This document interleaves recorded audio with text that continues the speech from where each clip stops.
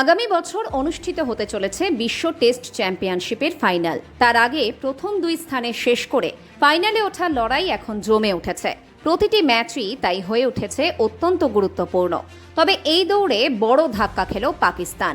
West ইন্ডিজের কাছে হেরে তারা শুধু পয়েন্টই হারায়নি, গড়েছে লজ্জার নজিরও। অন্যদিকে ভারতের অবস্থানে কোনো পরিবর্তন না হলেও সামনে থাকা দুটি টেস্ট ম্যাচ শুভমান গিলদের জন্য অত্যন্ত গুরুত্বপূর্ণ হতে চলেছে। একবার নজর দেওয়া যাক বিশ্ব টেস্ট চ্যাম্পিয়নশিপের পয়েন্ট তালিকায়। সবচেয়ে বড় ধাক্কা খেয়েছে পাকিস্তান। 5টি টেস্ট ম্যাচ খেলে তারা জিততে পেরেছে মাত্র একটি।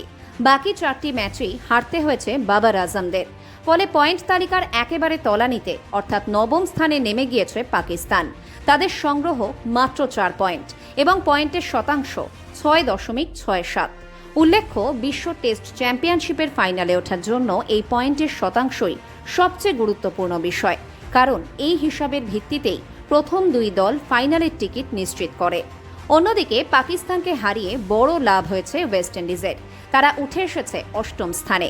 ক্যারিবিয়ান দলটি এখনও পর্যন্ত 11টি টেস্ট খেলেছে। এর মধ্যে জিতেছে 2টি, হেরেছে 7টি এবং 2টি ম্যাচ ড্র হয়েছে।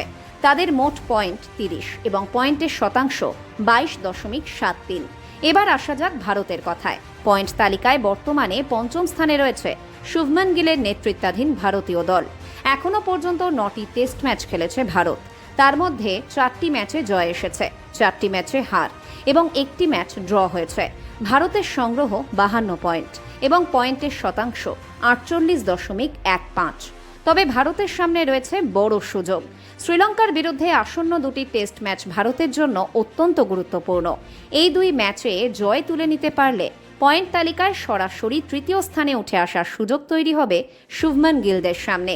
এদিকে পয়েন্ট তালিকার শীর্ষে রয়েছে অস্ট্রেলিয়া। তারা এখনও পর্যন্ত 8টি টেস্ট ম্যাচ খেলেছে এবং তার মধ্যে জিতেছে 7টি। তাদের সংগ্রহ 84 পয়েন্ট এবং পয়েন্টের শতাংশ 87.50, যা এই মুহূর্তে সর্বোচ্চ। দ্বিতীয় স্থানে রয়েছে গতবারের বিশ্ব টেস্ট চ্যাম্পিয়ন দক্ষিণ আফ্রিকা। টেম্বা বাভুমার দল 4টি টেস্টের মধ্যে 3টিতে জিতেছে এবং 1টিতে হেরেছে।